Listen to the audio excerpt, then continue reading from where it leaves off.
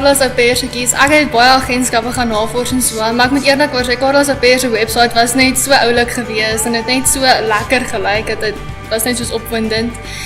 En toe het ek kontak gemaak met Frieda en sy was regtig so oulik geweest, want ek is 'n persoon wat baie vinnig op my senuwees raak en baie bang is vir mense, maar sy was regtig baie vriendelik geweest en net iets op die training, dit is net so lekker, ek voel baie op my gemak en dit is net so vrolik en ek is net so opgewonde en dit is net so lekker.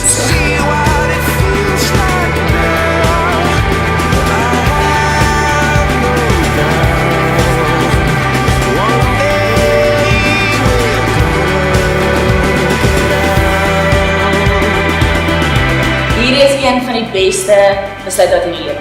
My cousin recently went over to Hawaii and she didn't know what she wanted to do, study, and I don't know what I want to study, and I don't know myself because I've been in school the whole life.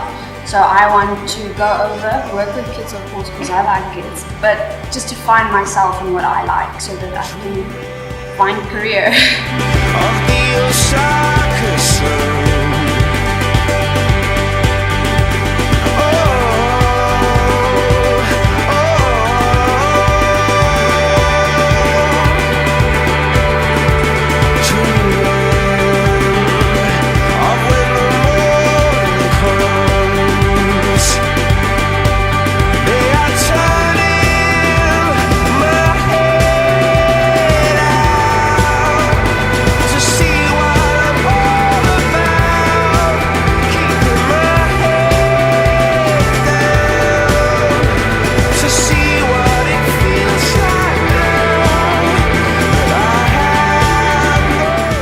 Ek was vandag by die training.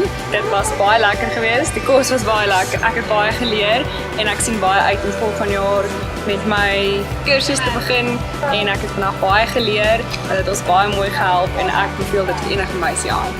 Ek het vandag die Carla'S au pair training in Bloemfontein bygewoon en dit het my baie gehelp.